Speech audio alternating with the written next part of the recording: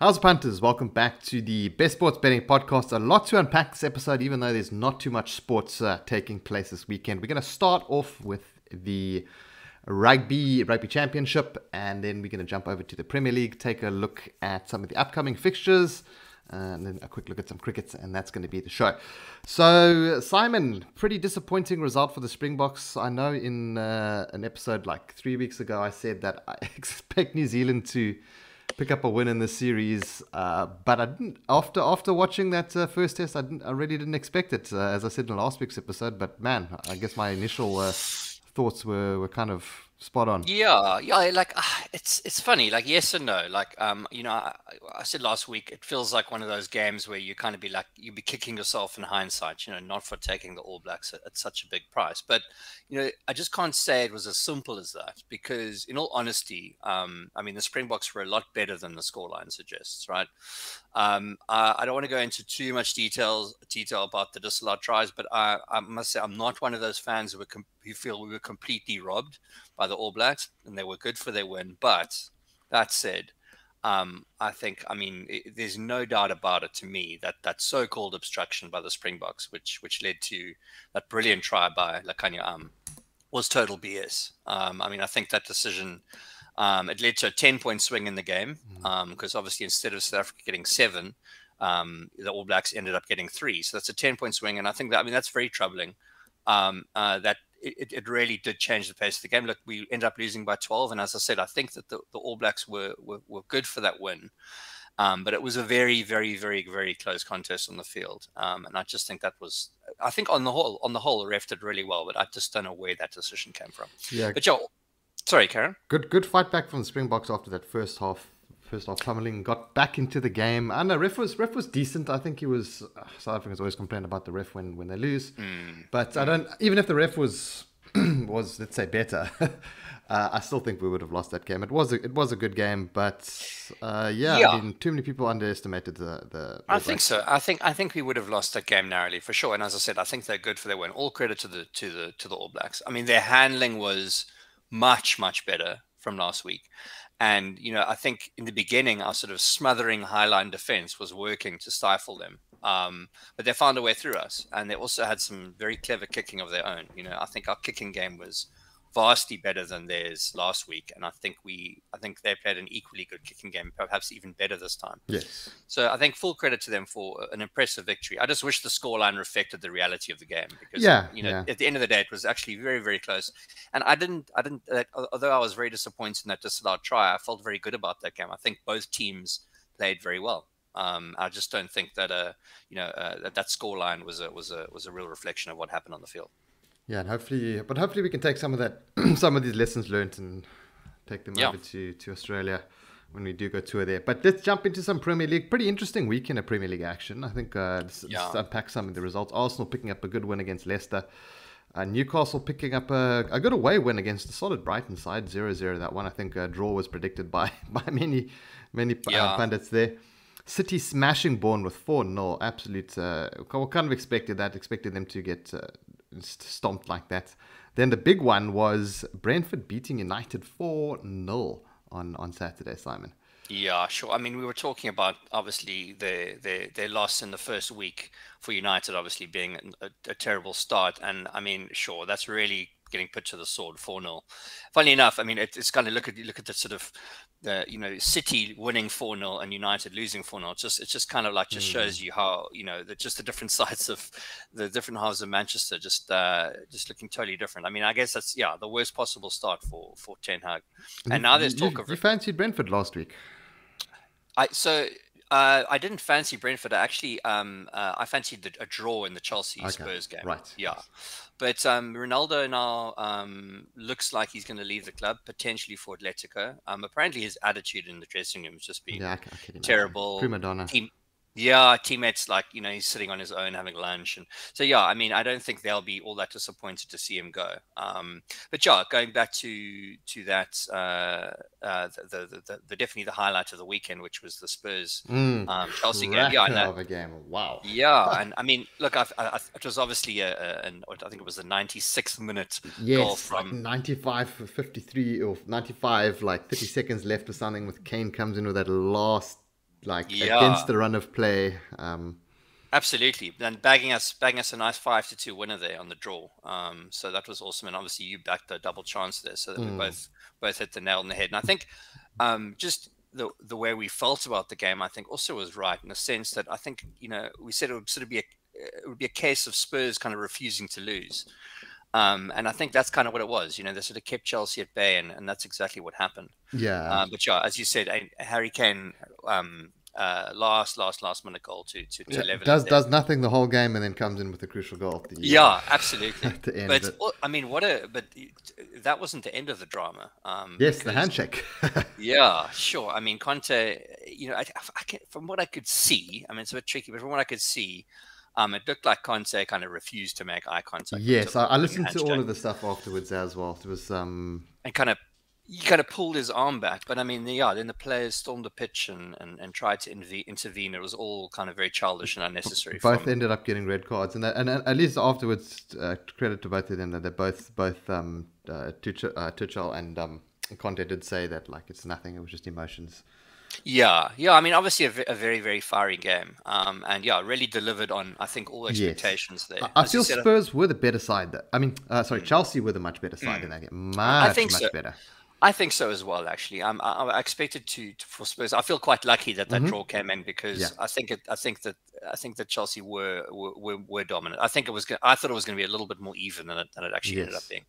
I think Chelsea probably more than Spurs kind of deserved the win there. But I'm very happy for the draw. But Chelsea not looking too bad. I know it's not a good result, but I think on any other day that probably could have been a win for them. But they're actually looking solid. I think they need a striker. They don't really have much in the way of number 9s up there. So I think that might be their struggle this season. The midfield looks great.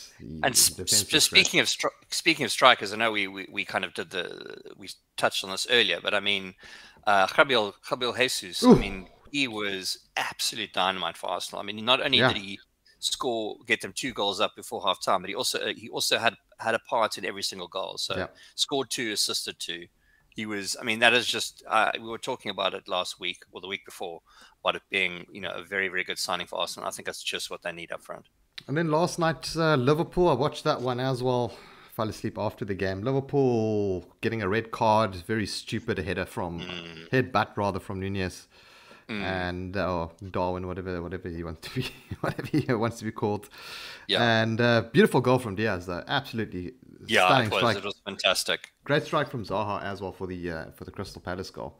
But Liverpool looking kind of shaky. I must say that. I think. I mean, obviously, you kind of always. I think anyone really is just kind of looking at those top 2 and just sort of seeing like kind of like bend before they break sort of thing. Like who's got a chink in the armor. And so far, just after the first 2 games, I think City certainly just look a little bit more composed than Liverpool do. There's no doubt about it. And after that Community Shield game, I thought it might be the opposite. But just on the 2 games in the Premier League so far, City definitely looks slightly more solid. Yeah, I think City just picking up the results, grinding them out. Look, great results, lots of goals, but picking them up when they need to be. Whereas, I mean, Liverpool failing to beat Crystal Palace at home in the season opener, or home, the Anfield season opener, is just not good. 2 draws in 2 game weeks now for Liverpool. Not great. So that means we can at least then jump into the upcoming week of Premier League, Simon. We've got a couple of decent matches, nothing amazing. I'm looking forward to the Newcastle United versus City match, but obviously the big one is going to be the Man United versus Liverpool match. Yeah, sure. It's kind of sad to see, obviously football's greatest English rivalry, and the odds are just kind of like just tell the whole story, don't they? I mean, give me Liverpool 1.5 for all day there. Yeah, I mean, it's just kind of sad to see, Liverpool odds of 1.54, around there to beat United at Old Trafford. It's kind of that's where we are right now. One thing I was quite interested in looking at the odds. I mean, I suppose I would get with Liverpool there over United on any sort of handicap, but over 2.5 goals is set at 1.5. And I suppose that's because Liverpool has already conceded 3 goals against 2 much weaker sides in the first 2 weeks. But I must say, I think there's definitely some value in backing the under there. And I wouldn't back the under 2.5, but I actually like the under 3 goals. That's on the Asian line.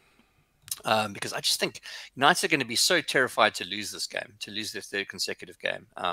So actually, I quite like the under 3 goals at 2.03, which would obviously mean that if they're 2 goals, your bet wins, but 3 goals would be a complete push, so you get your stake refunded. But that's kind of where I'm leaning here. What are your thoughts on the match line? I like Liverpool to win. I like Liverpool to keep a clean sheet as well. I think United have been struggling in front of goals. Sure, they've got to open their account at some point, of course, but I think Liverpool are fairly solidly defensive. They're going to struggle a bit with missing Nunez. They don't really have an out-and-out striker to replace him with, so I think it's going to be like quite a heavily weighted midfield from them. So I think it's not going to be too many goals for United in that sense. Yeah, well, I think that kind of backs up what I was saying as well. I think I would not be surprised if even though, and I was saying obviously Liverpool have conceded 3 goals now against mediocre teams, and that kind of has led the bookies to shorten the odds on the over, thinking that they'll probably concede, but I'm not sure they will. So a 1-0, a 2-0, even a 3-0 would be a push in that bet in the under 3 goals. So I think either backing Liverpool to win with a clean sheet, or perhaps an under bet, whether it's under 2.5 or under 3, I think is quite solid. Here's an interesting one that I'm looking at is first half clean sheet. I'm seeing if I can find a second half clean sheet. I wouldn't mind taking second half clean sheet in Liverpool. But yeah, I think Liverpool are going to beat them quite comfortably. I don't think this is going to be. It's a fixture that used to be good. I don't think it's going to be good anymore. I think 2-3-0 Liverpool quite easily. Yeah. I agree. Look, it could be easily be 2-0 as well. I just see Liverpool winning. I'm not sure what the scoreline is going to be. Maybe even Liverpool -1. I just don't know what the value is going to be on that, though. I'd rather take. It's still going to be. It's probably going to be still under even money, or maybe it'll just be on even money. That is the concern. Here we go. Handicap. Yeah, it's well, Liverpool -1.5. 1.5 is 2.33. Not too bad. Something to consider. But I think Liverpool just take it straight up. I think they'll win that game straight up. And then the other matches, Simon. What do you fancy for the rest of the? I just also don't know why that. Sorry, I don't know why the game's on a Monday night of all times. It should have been on a Sunday. Yeah, I agree. Yeah, no, it should either be the late game on Saturday or sort of an individual on Sunday. I think. I'm not surprised. I also can't quite work that one out. I quite like Palace actually, and I know that back in the first week, and they were actually the team that let down my ACCA, but.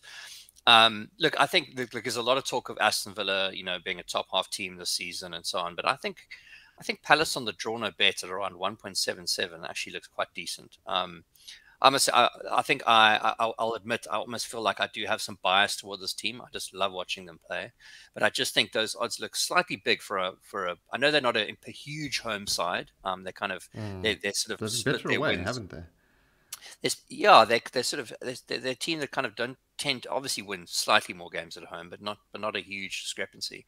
But I think that those odds are quite big on a Palace home win. So I quite like them on the draw no bet at 1.77. Obviously, look, Villa are a team that's proved themselves last season and are improving. But I think there's a bit of value there in backing Palace at home. Another one I like is taking City to beat Newcastle. Newcastle haven't had a bad start to the season. We had a win and a draw, but we're coming up against the big boys now, Simon. So I think I must say I think those odds 1.4. Look, I think that City have had a good start. Don't get me wrong, and I think that front four of De Bruyne, Mahrez, Foden, and Haaland is unbelievably potent. I think they're going to completely dismantle sides this season. But 1.4 is very short for an away. You got to remember that Newcastle is a team who have been touted by the bookies to finish top out of the top 6. So basically, they're expected to finish 7th in the league. So 1.4 for an away win is a hell of a short. I'm not rushing to back Newcastle, just like you aren't either. But I must say, I can't back City at that price. That to me is just I can't not back them at that price. Really? Yes, it's early in the season. I think Newcastle are getting a lot more respect than they probably should. And I've got nothing. Look, I'm a Newcastle fan, but that City team is just If this game was taking place like in 2 months' time or something, I'm sure it would be like 1.3, 1.2 for Manchester City. So I think you're going to get some early value on this, just because it Okay. is early in the season. And then also another one that I fancy is Arsenal to beat. I'm going with all the big sides here. I'm going with Arsenal to beat Bournemouth. Okay, I must say I don't like many of the favorites this week, Chelsea and Arsenal included. I just think that their prices to win away from home are a little small for me.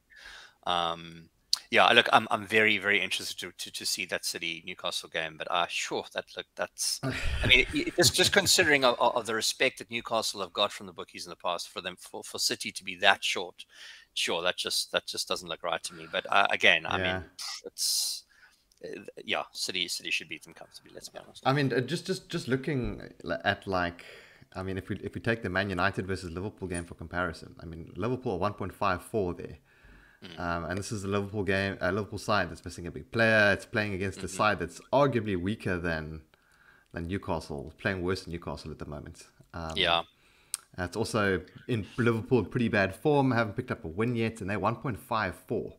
And that's I think that's just pretty much on this quality of the Liverpool squad, and that's what I'm banking on for them yeah, against sure, City against Newcastle. It's just the discrepancy, and I just think yeah, if this game was late in season, as I said, I just think it'd be a lot shorter. sure, fair enough. Liverpool Bournemouth, I think both teams to score might be an option there as well, but I'm just slapping Arsenal into that accumulator. I don't want to back Chelsea to beat Leicester. I think that Chelsea 1.4. I'm not sure about Leicester. Not sure where all the Chelsea goals are going to come from. So I think that one could be a 1-1 draw. Chelsea should win it though. But yeah, that's pretty much my thoughts. I mean, Spurs shouldn't have a problem with Wolves either as the opener on the weekend. But yeah, those are my thoughts on the week's football. Yeah, I think I've talked up Spurs a lot in the last couple of weeks and towards the end of last season, but I just don't like to see Spurs at prices like that. I don't have the confidence in them yet to back them like at such a short price. I think they're still a work in progress. Yeah, Wolves as well, very much a work in progress. But as Yeah. Spurs usually got some proper quality up front. But yeah, that's what I'm going to go with. I'm going to go with Liverpool to beat United, Manchester City to beat Newcastle, Crystal Palace will draw against Villa, and then Arsenal to beat Bournemouth. That's going to give you 4.35. Not bad. R1's going to return you 4.52 over on Betway. And then, Simon, we have some cricket coming up. Yeah, we'll touch on what I'm thinking of now. But yeah, South Africa's playing England. Some Test cricket. That's right. Yeah. So we're starting a 3-test series against England over in the UK. So the first one starting tomorrow, being Wednesday, at Lords at lunchtime.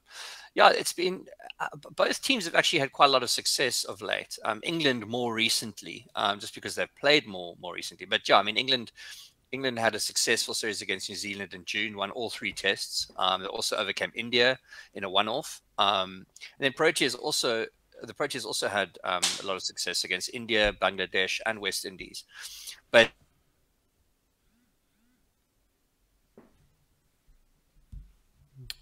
Sorry, Simon. I think you got cut off recently there. as Sorry, July. you got cut off there for a second. You were saying I see. South Africa had a good series against Yeah, so both Bangladesh. sides, both England and South Africa have had a good success recently in Test matches. England have played more recently in July, and they've put away New Zealand quite recently, and India in a one-off test. But the Proteas have beaten India, Bangladesh, and West Indies. But yeah, I think in terms of team selection, I think the Proteas batting lineup looks quite set. You're probably going to have Olga there, Peterson, Markram, Van der Dussen. But where I think it might get quite interesting is where how they'll mix and match their bowling. So Marabada might be out, not 100%, but it looks like he'll be out with injury. So Ngidi and Nortje will probably lead the attack. Then you'll have Maharaj, Janssen, and maybe even Markram bowling some spin. So yeah, this England odds are 1.83, and South Africa are 4.3. Big gap there. I think England are more match ready. As I said, they've played more recently. They've had slightly better success, although both teams have played pretty well. So I think it looks a fair price, obviously on English soil as well. So yeah, look, I mean, it's early days, but I see the series going sort of 2-1 to England, or possibly even 3-0 to England. But yeah, I'm interested to see how it pans out. I think both sides have shown some really good form, if not slightly patchy of late. So I'm looking forward to see how the series turns out. Right, yeah, I think I'll back England at that price. I do think that they are the form side. From the little bit that I have been following, I usually read a lot of the cricket rather than watch it. I like to kind of follow it Yeah. and read the live reports and that stuff. But then one thing we skipped over, something I forgot, was Argentina pummeling Australia. You wanted to have a quick chat about that. Yeah, sure. I mean, that was quite an upset. I mean, I was quite surprised actually when I before the match to see that Australia were, I mean, they were favourites, but only marginal favourites over the Wallabies, over Argentina. So yeah, but they ended up Jaguares, Jaguares, yeah. They ended up winning 48-17. The Argentina did over the Wallabies. So, and funny enough, the former Wallabies coach Michael Cheika has actually been coaching Argentina since I think the beginning of this year. So yeah, he's doing a good job of bringing the best out of this Argentinian side. But must be a bit of a must be a bit sour about the fact that one of their best coaches has gone to coach in Argentina, and now they're beating the Wallabies. Some hurt Aussie pride this week as well. Yeah, big time. But yeah, that wraps up the podcast. Let me put this bet through. I'm going to slap a £1 on here so you guys can see the code. Booking code X32516446E. You guys can go take that bet over on Betway with that code. I will put it in the video description as well.